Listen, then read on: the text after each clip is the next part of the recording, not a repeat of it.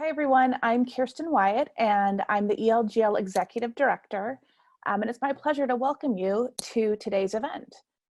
We are presenting today's webinar in partnership with the Davenport Institute at Pepperdine University, and we're talking about engagement essentials, meeting public access obligations. ELGL is the Engaging Local Government Leaders Network. We engage the brightest minds in local government. And one of the ways we do this is to provide exceptional and free online training about local government topics. This is part of a 4-part webinar series that ELGL is doing in partnership with the Davenport Institute, whose mission is to help build stronger communities by promoting public participation in local government. So basically, ELGL and the Davenport Institute are a match made in heaven. We'll save a recording of today's webinar in the ELGL webinar library located on our website. And a reminder that we have a special landing page focused on the COVID-19 pandemic on elgl.org/COVID-19. Today, this is an interactive webinar with opportunities for you to comment and ask questions using the chat box feature available to you on the Zoom toolbar.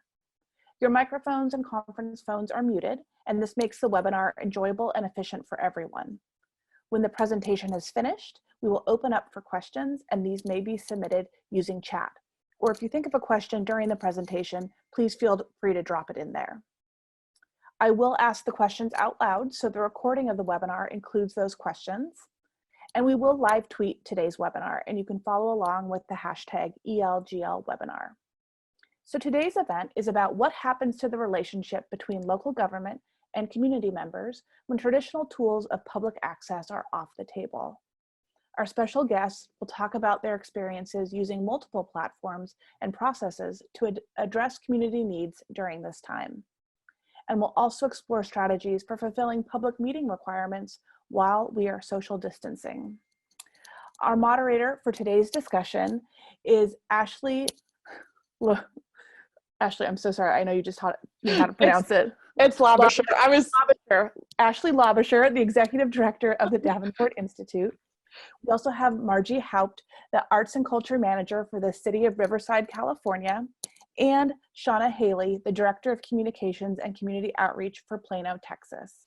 So on behalf of ELGL and the Davenport Institute, I want to thank you for joining us today, and I'll turn it over to Ashley to get today's discussion started. Thanks, Kirsten. I was telling Kirsten before we all signed on, my last name is notoriously hard to pronounce, and my maiden name was Trim. So anytime someone mispronounces it, I just blame my husband because I used to have the world's easiest last name. So again, thank you for joining us. I was very excited to see the turnout, particularly on a Friday and a Friday afternoon for most of you. I feel like it's starting to feel a little bit cliche to say that we're living in unprecedented times. I know my inbox has been flooded to invitations to webinars and links to resources from literally every company I've ever interacted with that lets me know that they have a response to COVID-19. And as I was thinking of this webinar and talking to Kirsten about this webinar, I know that neither Davenport Institute nor the ELGL wanted to just add to that overwhelming noise. But what we did see a need for was bringing together some of the practitioners from the front lines who could address some of the themes that we see local government wrestling with, including this idea of how we use technology to bridge the social distancing at this time. We're all also hearing from many vendors who are very willing and ready to offer their services, but I know that no single platform is going to answer this challenge for all of us. And I've been telling people a lot that in these types of unprecedented moments, there really aren't any true experts. What there are a lot of really smart, really creative people who are trying a lot of really smart, really creative things and learning some important lessons along the way. So I am excited to have 2 of those people with me today, Margie and Shannah. And I would like to introduce the 2 of you to introduce yourselves. Tell us a little bit about the city that you work in, a little bit about your role, and particularly Shannah, for you, how you got involved in this moment. Or Margie, sorry, because I think that your title is not necessarily reflective of that. And also, maybe just to start us off on a slightly lighter note, one thing that has been surprisingly not terrible for you during this time of social distancing, that can be personal or professional or whatever. So Margie, why don't you go ahead and start us off? All right, thank you, Ashley, so much, and thanks for inviting the City of Riverside to participate. You are right, my title, Arts and Cultural Affairs Manager, doesn't really seem to match with this. And part of the reason I got involved is we activated, as part of our pandemic response, our joint information communications, and so I am part of that. And I have lots of experience organizing events, from all sorts of logistics to the backside, coordinating many different views and what needs to be done. And so I offered to help the experts in the different pieces of this, the city clerk, the city management team, our audio visual gurus. And so that's how I got involved, to help make it easier for them and help them get it done. So that was my role in this. We are this city, we're the 12th largest city in the state of California. We have a rain cross that is sort of our symbol, and I love. And one interesting thing that has not been bad about this is I'm getting to work with lots of different people that I've known and worked with before, but in a totally different role. So that's what's been good for me. Awesome. Great. Thanks, Margie. And then Shannah, why don't you tell us a little bit about what's going on in Plano these days? Sure. Hi, everybody. I'm Shannah Hayley. I'm the Director of Communications and Community Outreach for the City of Plano. City of Plano has just under 300,000 residents. We are the 69th largest city in America, 9th largest in Texas, 4th largest in the DFW region. So we're one of those large suburbs that's also not a suburb, because we're home to Fortune 100 companies, as well as lots and lots of small businesses. Like Margie, clearly communications gets involved in situations like this, but we also implemented our pandemic plan, which was in place before the crisis began, and activated our EOC. So it's been a crazy busy 7 weeks. I was counting as this started, like, when did it start? Because it feels like it was 2 years ago. But in 7 weeks, we've implemented 48 different distinct communication tactics over the course of the crisis as it's unfolded. And I think it's important for us because in a city as large as we are, we're 48% non-Caucasian. So it's really an interesting challenge. What has been surprisingly easy for me, my husband and I lived many, many years overseas. And so in some ways, the pandemic has felt a little familiar. The lack of preferred products in the grocery store, having to time when I can and can't shop, having to stay home at times because things are uncertain. That actually all feels familiar to me because I've lived through that before, which was nice, because when things are chaotic, to have something that doesn't feel strange is a good thing. That's great. Thank you. And just a note on what Shannah just mentioned about the numbers of communications. I know that, one of the challenges with a webinar like this is narrowing focus, which is part of the reason we ended up with 4 webinars. And I'm really interested today in looking at the practices that can help us meet kind of that baseline of engagement at this time, realizing that every state has different public access laws, but there's some pretty common themes about posting, about having time for public comment, about who can get together, how many elected officials can get together before you have to make it a public meeting, and what it means to have public access. And I know some of that has been shifting. Some of I think almost all of the states have, to a certain extent, revisited the legal requirements at this time, but certainly the spirit of those laws is, if anything, more important than ever at a time when we're building today the trust and the capacity to address problems in the future and challenges that we know we're going to face. So I was thinking that maybe a good place to start this conversation would be just for me to note a few best practices and really just take them one at a time. So I'm not even going to list them, but start with a few things that I see emerging as best practices, but really ask Shannah and Margie to have a conversation with me about these and with each other. What makes this more complicated than just saying, hey, go do this? So in the go do this category, I know one of the best practices that's obviously emerging when people can't get together as much face-to-face is the idea of live streaming meetings and posting recordings from those meetings. And in some ways, that's not a totally new practice. Some cities at least have been doing that for a while. We certainly have been using public access television for a long time, and live streaming on the internet has become more common.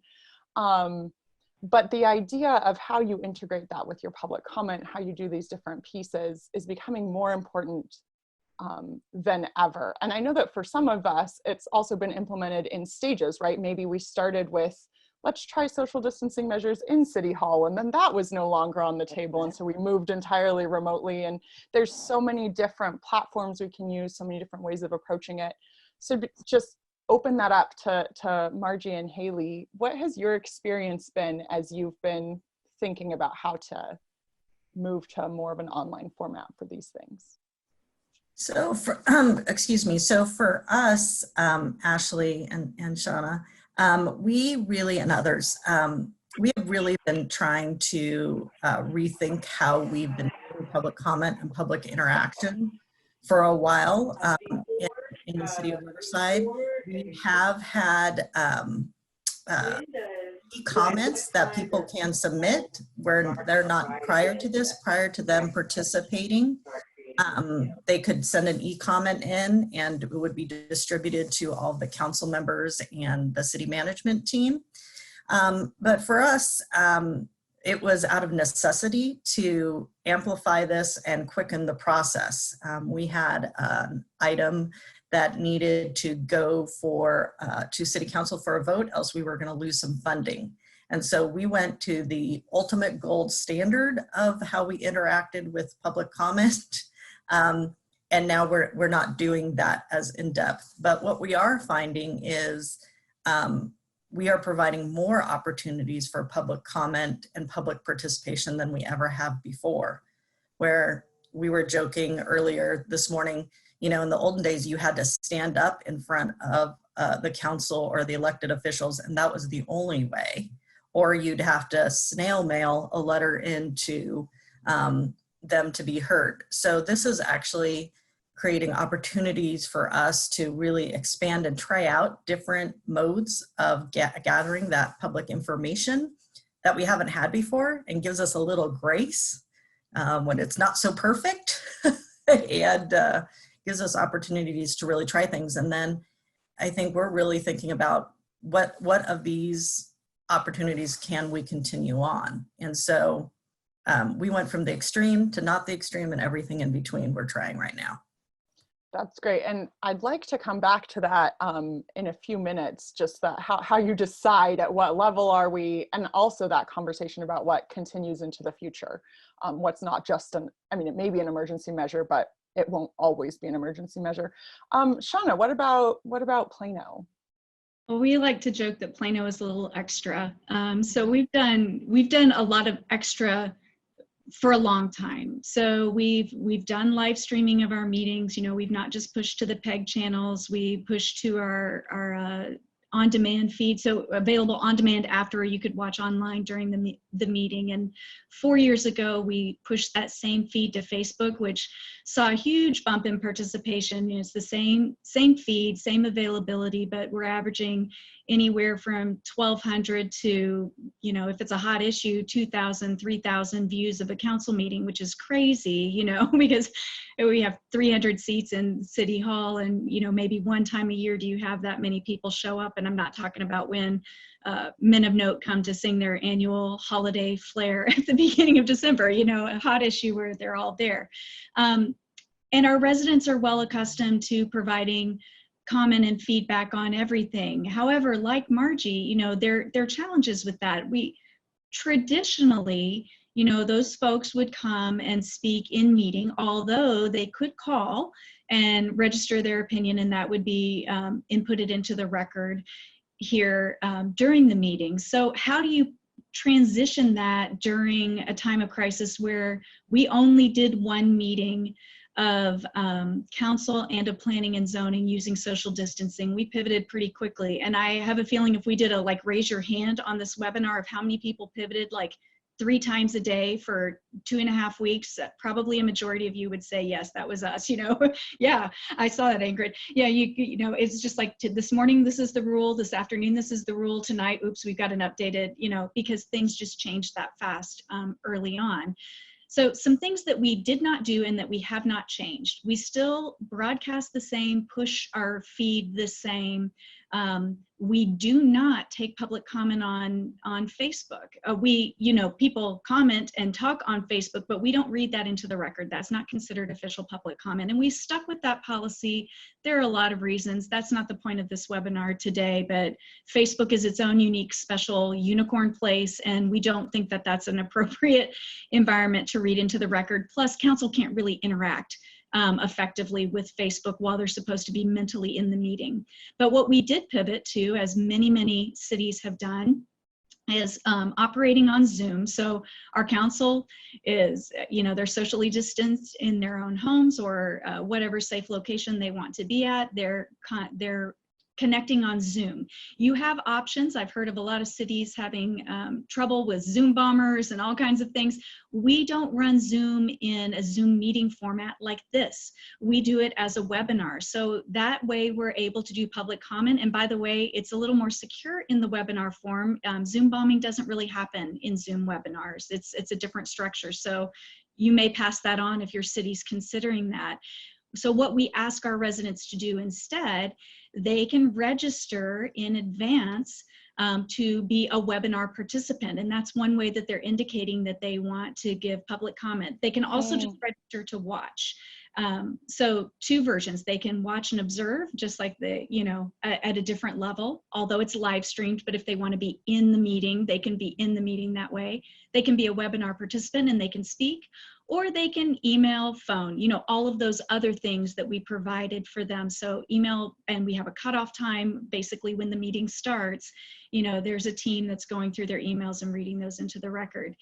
So interestingly enough, we've seen increased participation, just like Margie has. And I think some of that's because people feel lonely at home. So where I see our senior citizens or our non-digital natives, assuming they have connection to the internet, which is not always a wise assumption, but we've done surveys. We know that 96% of our residents do have access to the internet, which is interesting. I'm not able to solve for the 4%. We're living in a crisis, but for that 96%, all of a sudden they've learned how to FaceTime and they've learned how to Zoom because they're doing it with their grandkids. They're doing it with their neighbors. And so now they're doing it with City Hall. And I hope that that continues. We are having those conversations of how do we carry that into the future. Zoom has been very helpful for controlling our chatty council members too. So there are other discussions that we've had about, is there value just for city business in using a platform like that? Interesting. I wanna just note one thing that you just said that I think is so important for, especially for the people on this call who are trying to do these things in their own cities. And that is, you know, you said we can't reach that 4%, or we can't, you know, we've got 96% of our people. I think one of the things that's really important for us as we're exploring all of these options is to have a really realistic view of how well we were or weren't doing beforehand, right? Like you didn't have, realistically, 96% of most city people don't have access to the 7 p.m. Tuesday night council meeting anyway. Maybe they're watching it later. Maybe there's options for that. So I think like just I think it can be a little bit freeing to recognize, yes, we're in a crisis. There's only so much we can do right now. And also like, we may be doing better than we've done in the past, even in this crisis moment. Which kind of brings me back, Margie, I wanted to drill in on something that you said. You mentioned, you know, you had this really controversial issue, or at least this really important issue that was tide to funding that needed to be dealt with. And you kind of went gold standard on that. And then there's been some more like business as usual stuff. Maybe we don't need the gold standard. And I'm wondering, given Riverside's resources, given your time, all of these like very real things that are pushing in on you, how has the conversation internally been about how you're going to differentiate where you put your energies at this time? So I think for us, we're listening to our experts. So our expert is the city clerk. She will tell us what is available to us, what's illegal, what's not illegal, what is required from a Brown Act, what is not required from a Brown Act. And then we're also listening to the mayor and city council and our city management team. And because that issue for us was very controversial, we wanted to really present and provide the best effort and opportunity for people to speak and to be heard and to participate in it. It was in the midst of the shutdown, stay at home, don't, keep your 6 foot physical distance. But we did we don't use Zoom. Our IT department is not fond of it, but we use MS Teams. And so what we did is our audiovisual team, and if he's on this, Scott Brocious, he is a master. He actually figured out what he could do with our technology. We run a Riverside TV with our funding, state and federal funding. And so he put a camera on a cart and we put it out in our parking lot. We set up a system that people could stay in their cars, wear their mask, give their public comment and drive away with keeping that physical distancing between us and them, but really providing them an opportunity to participate in the conversation. We had to queue them up by what item they were speaking on. That was an interesting aspect of that. But after doing all of that, because you don't know how many people will come and speak or not, there wasn't very many. And so we realized that was a lot of effort of staff time, resources, and money going out the door for a very small number who participated. And so one of the opportunities when we started that conversation, our AV and person had suggested 5 other things. And now one of those 5 other things is now being used because it's a better resource, better use of resources in regards to that. So it's balancing resources, staff, and everything in between. And that's really key for us. But what we are finding is like in Plano, they are providing comment in many more different ways than they ever have before. And I don't know, I think part of it also is they don't have to go to a soccer game now on 7 o'clock on Tuesday night. And people are engaging with us in a different way or engaging with us when they never have before. So the more opportunities we have to work with them and communicate with them, we're doing that. And Margie, don't you think as well, part of the reason they're providing more feedback is because they're already hyper-tuned to city information sources right now. They need information, want information, and although there's a lot of noise in the marketplace, our channels are a noise they are willing to cut through to get. And we're trusted. We are being honest and upfront. When we have the information, we share it. We're in a position where these decisions in regards to 6 foot distancing and other things come from a health department from the county. So we can't control that. We can control how we react to it and how we communicate it.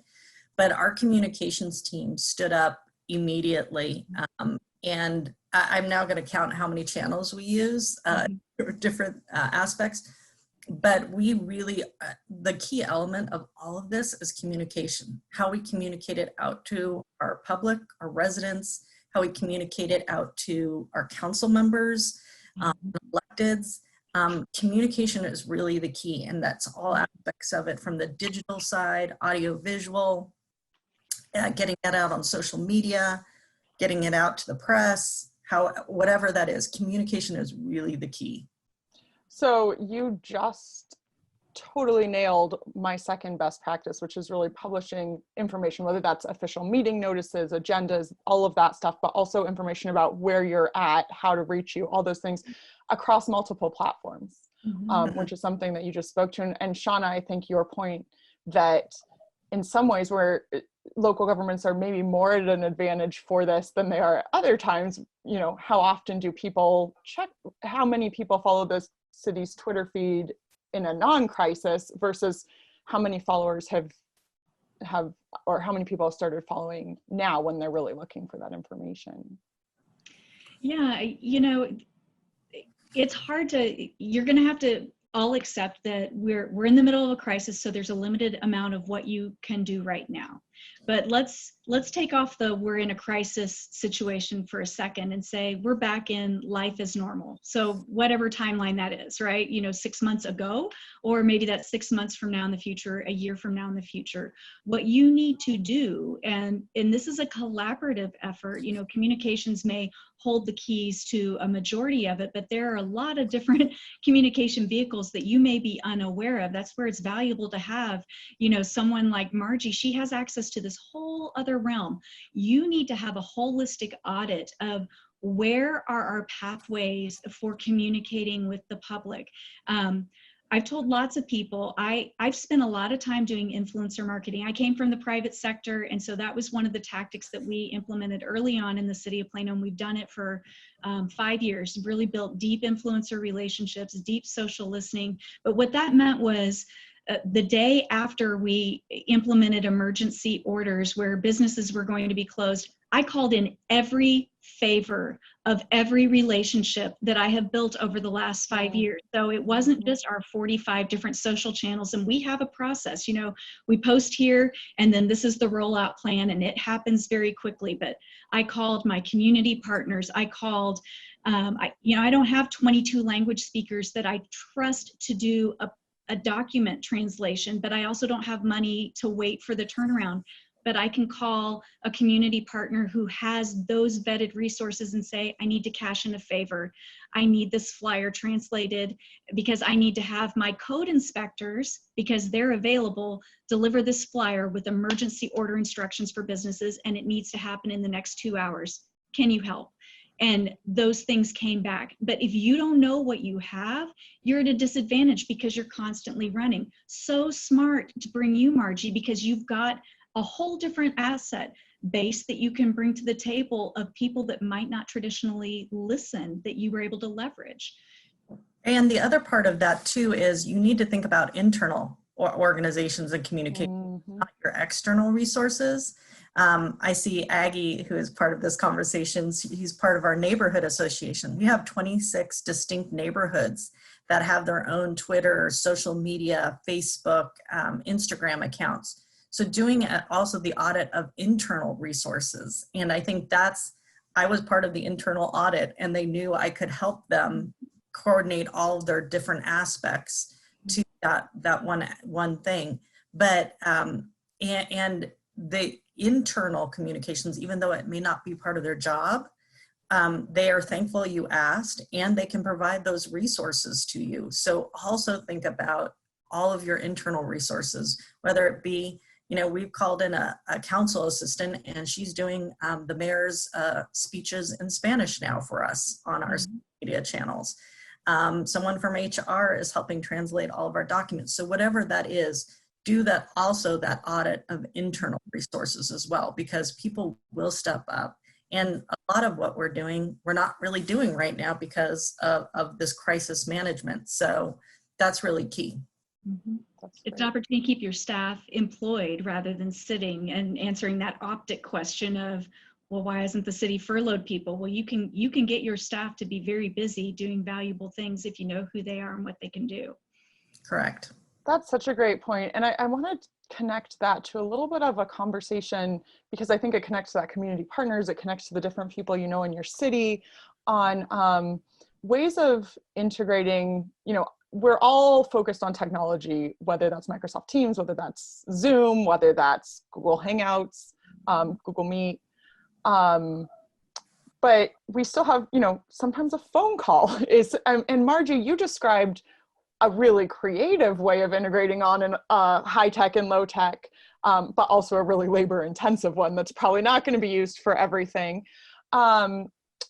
And I think this also goes to some of the questions that I've just seen popping up in chat on what about people who may be relying on public Wi-Fi access or other things for the majority of this. So what are ways that your city, whether for some of these particular things, but in this moment that you're thinking about some of the lower tech or maybe more traditional tech, as it were, ways of integrating what you're doing online and in other ways of connecting? So one thing we did pretty early on, because one of my philosophies is that you plan for the, you deal with the now, but you plan for the next, and you do those kind of simultaneously, because things like this are crises on 3 levels. It's an internal crisis. How are you going to continue business operations internally as an organization? You know, how are you going to keep your staff safe? It's an external crisis. How are you going to continue to serve your customers, you know, your resident base, your business base? How are you going to do that? And then thirdly, it's a hugely personal crisis for everyone. We're all dealing with this on a different level. You may be a person who has at-risk health. You may have family members that are. You may have, and I've seen some young ones who are young coworkers that are crashing this webinar. You know, you may all of a sudden be homeschooling and trying to work in the middle of a crisis. So those 3 things are going on all at the same time. So you need to understand those things and be planning. So one of the things that we planned for while we were dealing with rewriting internal policy, because we didn't have a policy about teleworking at the City of Plano. That was an interesting thing to have to write and get correct in the first week. We said, what about all of those folks who are in our 4%? They may have internet, but they're really actually pretty disconnected for a variety of reasons. So we said, we've closed all of our libraries. We've closed all of our event spaces. We have some wonderful people who are good at connecting and having conversations and providing customer care. Let's activate those folks to call our senior citizens, and built out a call list and started, and that list continues. We'll have to decide if we want to continue this after the crisis abates, but they call them every other week. How are you doing? Are you eating? Are you getting what you need? Do you have the resources? Who can I connect you with? And so they're almost serving as a counselor, but really it's a scripted process that we walk them through, so everybody has the same script, even though the conversations are completely unique. And we used our social channels to amplify that. You know, do you have a senior in your family? Doctors, do you have patients you want us to call that are in that age group that you're willing, you know, you have a relationship that you can give a name? Does your next door neighbor need a call? So we actually everybody was opted into the call process rather than us just randomly calling. And that was another way we could low tech and keep staff busy, because like Margie, we only use Zoom, by the way, for council meetings. Our IT does not like Zoom for anything else. We're not on Teams yet. We're a Skype shop, but we will be on Teams because Skype is going away. So we are able to port all of those city phone numbers. We can have our staff work remotely. All they have to have is a city issued device or have Business for Skype installed on their own device. So they're calling from a city phone number and they don't have to be in a city facility. So it allowed us to activate staff and keep them feeling like they were serving our resident base. And we were able to identify a lot of problems and get public input that we needed for decision making. Yeah, I want to emphasize that you didn't just make them feel like they were providing a service, you were making sure that they were providing I mean, at what other time would you have the bandwidth to do something like that? So I think seeing this crisis for those moments of opportunity is really significant. I would agree with that. And the other parts of it too is similar to our neighborhood associations, the police department has those connections. They have the You're Not Alone program where police officers are going to check on seniors in the community.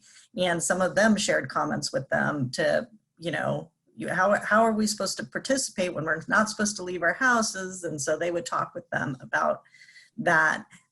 You also have our city council are very active on social media. They're very active in their communities. So they're also doing their touch points within their own networks, the schools, the school districts, all of those resources. And then you also have, for us, we've created an alert system. Most people do have a cell phone of some kind. Most people only have a cell phone of some kind.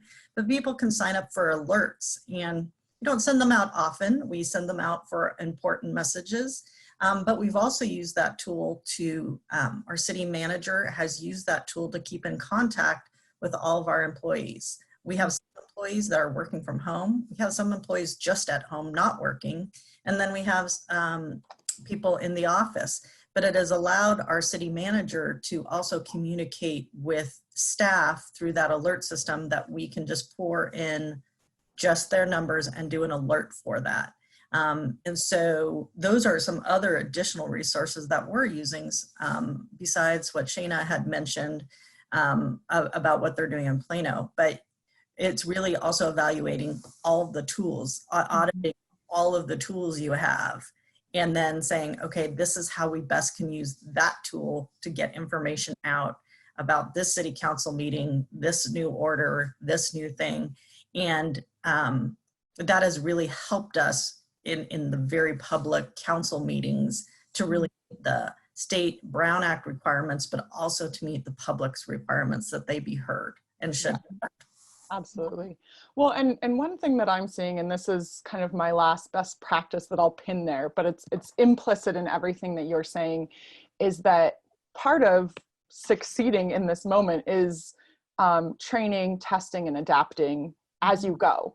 And Shannah, it sounds like Plano was a little bit maybe ahead of the curve, but I know that for a lot of local governments and a lot of local government employees, you know, people join local government because it's so high touch. So for a lot of people, this idea of like, we're at home, the public feels inaccessible, like that's as much a challenge for local government employees as it is for the public themselves.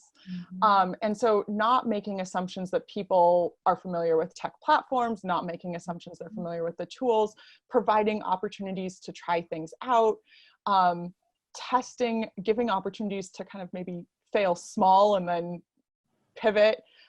Which is something that I think even 3 months, you know, my message to local governments of like, find ways to fail small and be more innovative is not a new message, but it's something that I think has been forced by necessity. You know, Shannah or I actually forget which one of you mentioned doing a telecommuting policy in, you know, days. And I think many cities have been doing that. It's hard to imagine that you would have unrolled an entire human resources policy in like 3 days 3 months ago. If someone had told you that, you probably would have been like, no, that's not happening. So I'm wondering if you can speak as you're testing, how you kind of evaluate the stickiness of things, but also how you have helped support other people on staff, or how you've been supported maybe in getting up to speed on some of these things. I think for me, and I keep saying this because we're currently working on a recovery plan for something we've never recovered from before, nor other city or state government in the United States. You know, everything is a country that we're looking at in regards to that. And I keep saying it to myself and to the others on the team, is that we need to give ourselves grace. This is an activity we've not gone through in any of our lifetimes. My mom's 88 and she can't even remember anything close to something like this in her lifetime. So giving ourselves grace in how we do this and allowing ourselves to move forward but not get stuck. To try things out, to do it, to put it on paper, because if you don't do anything, we're worse off than we were. But trying things and pushing forward, even if they're in small incremental steps, has been really key.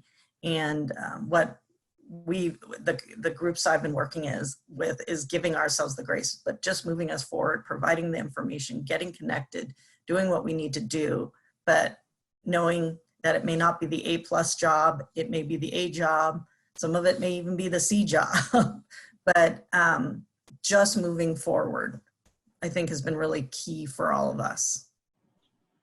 Yeah, I'd agree with that, kind of our catchphrase, because we actually activated our EOC. The EOC's gone virtual now, but for 3.5 weeks we were all together, which actually was helpful because there were some really big decisions that were being made. We socially distanced, but we were there and able to just really have those hard conversations. And they were hard conversations of, you know, what do we do in this environment? but the phrase, grace abounds was kind of like I need grace and I'm going to give you grace. There's going to be ample amounts of it. And that requires emotional intelligence for sure, because I would catch myself going like, why am I so upset about this right now? I'm like, oh, it's because my nature is to control all the variables if I can control all the variables. So when I'm stressed, what am I going to do? More of the same. And that makes me a little unbearable to be around, because I'm trying to be Plano extra and control everything in a situation that's not controllable. So I'm going to give myself grace and ask people to give me grace as well, and I'll do the same in return. But some of the things that we had to really battle through, and it's one thing I love about ELGL, is like, let's rethink standard assumptions. And that has been challenging for me because I came from the private sector, more than 20 years in the private sector. And before that, I was in the nonprofit sector. That does not at all say how old I am. I started very young. But in government coming in, like teleworking, we battled and battled and battled. Well, we can't do it. We've called Dell. We can't order enough laptops to get everybody out of the office. The laptops won't be here till the end of April. Will the budget allow for it? Like, I've teleworked my entire life. I don't understand why this is such a big deal. And by the way, in the private sector, they're converting to bring your own device. So why can we not make this work? Why do we have to order laptops? You converted the entire city 2 years ago to Microsoft 365 and touted it as such a great solution.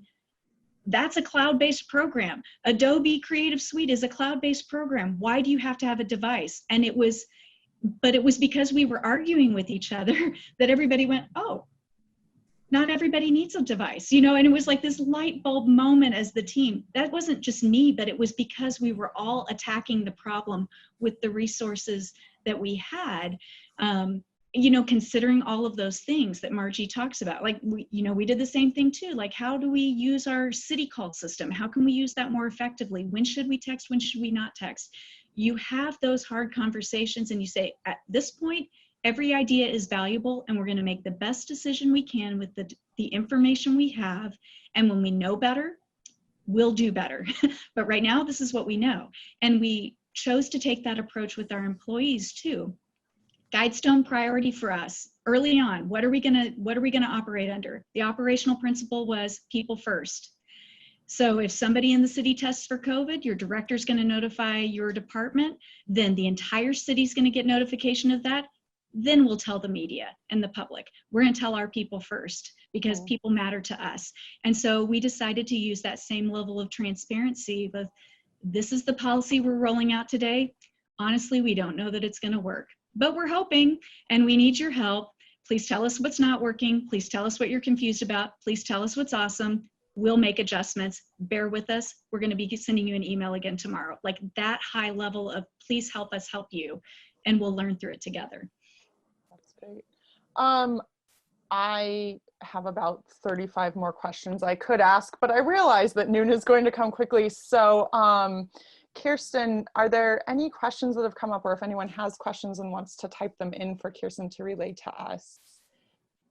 Some great questions coming in, and I'm super impressed that Shannah can not only present, but then also answer things in the chat. That's multitasking at its best and not a skill that I have. But some questions that came up about, Wi-Fi technology gap, making sure that people have access. And it seems like our guest today covered that. And then some information again in the chat. And then Graham from Public Input also sharing some information.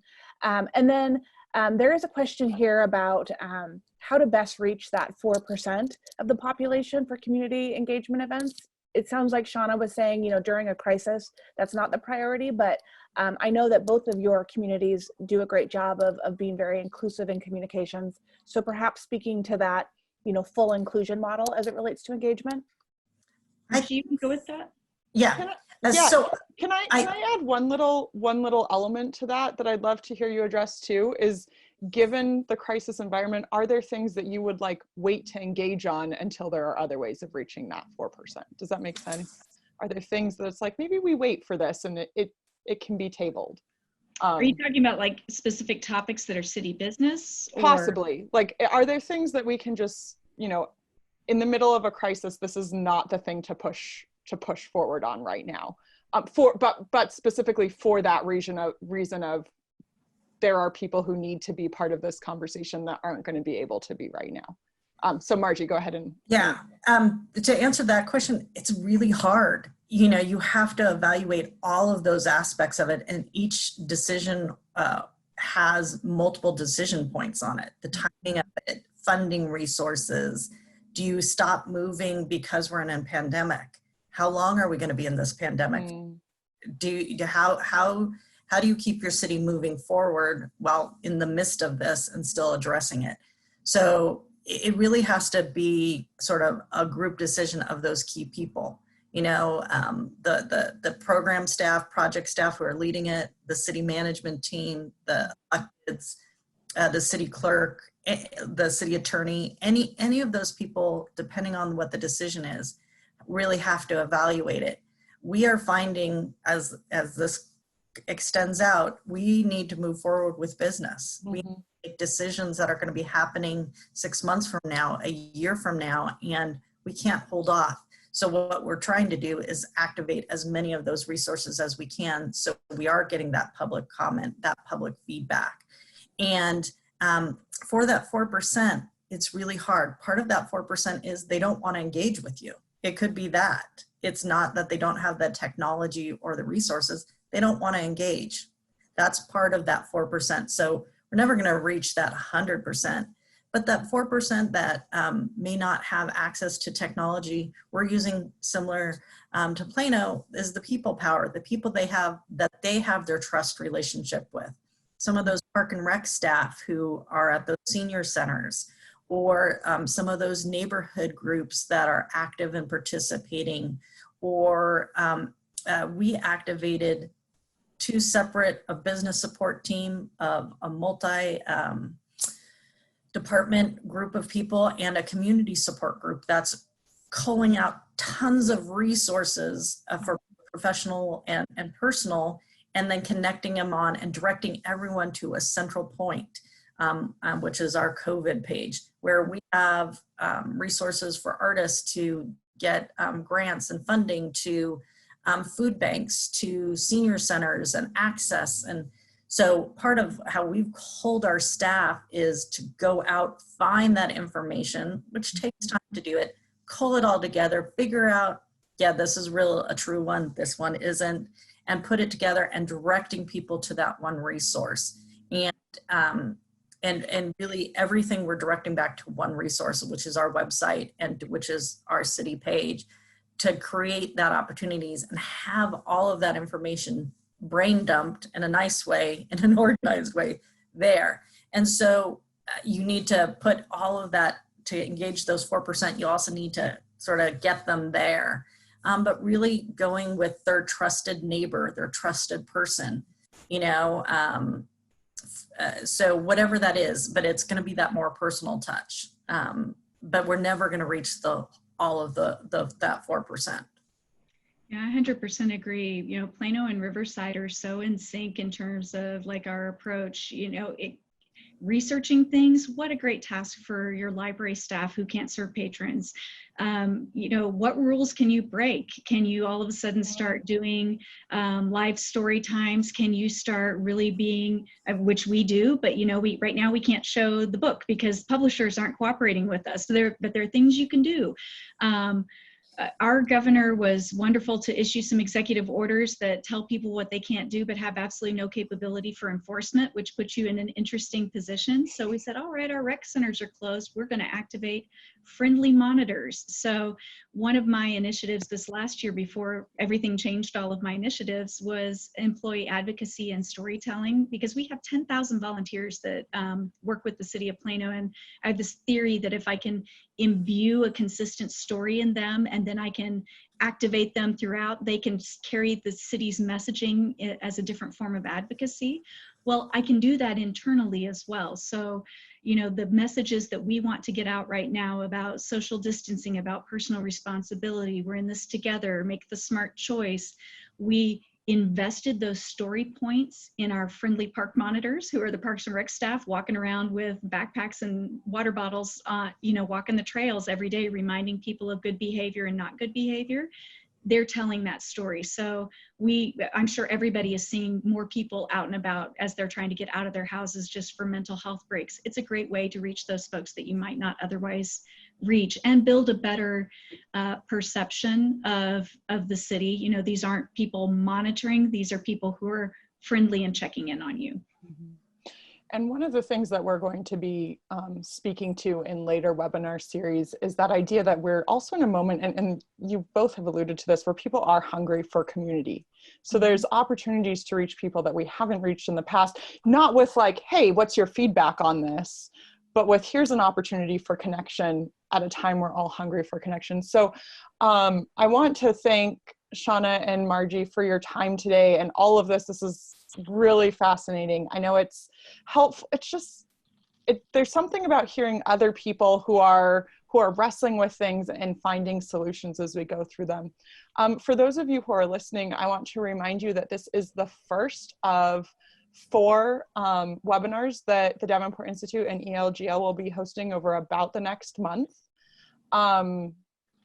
The recording for this, if you join late, will be available on the ELGL website, and we'll also post it on the Davenport Institute's website. Next Thursday, April 30th at the same time, 11 o'clock Pacific time. I get to say Pacific time because that's where I am. We will be diving a little bit more into something that kind of popped up a couple times today, which is how do you keep your team engaged when we're all working from home? Particularly when some people are maybe busier than they've ever been and other people maybe are twiddling their thumbs. How do you keep that sense of purpose, connection going? So be sure to tune in and join us for that. Kirsten, any other final wrap-up words as we get toward the hour here? You did a great job. And again, I want to thank everyone for joining us. ELGL has really pivoted our content and online learning to focus on some of the COVID topics that all of you are bringing up in some of our different forums. And so in addition to the work from home employee engagement webinar that we have coming up next week with the Davenport Institute, you can join us at 11 o'clock Pacific on Tuesday. Public input, Graham Stone, who's online right now. Graham, if you want to give us a little wave. They're going to be doing a webinar on how you can avoid Zoom bombing and make sure that if you're using Zoom for public meetings, that you're not going to fall victim to some of those things that we've all read about. And then on Wednesday at noon Pacific, another webinar on practical pandemic practices, which is a delightful alliteration, but we're going to talk about workforce issues, information sharing, and ways to engage your employees during this time. And next Thursday is the special Parks and Recreation reunion episode. So stay tuned. ELGL is going to try to put together a watch party so we can see our favorite Pawnee public servants in action back for that reunion show. So again, all of this available on elgl.org. It'll also be up on the Davenport site. Huge thanks to all of you, and especially to Margie and Shannah for sharing your expertise with us today. Thank you. Thanks.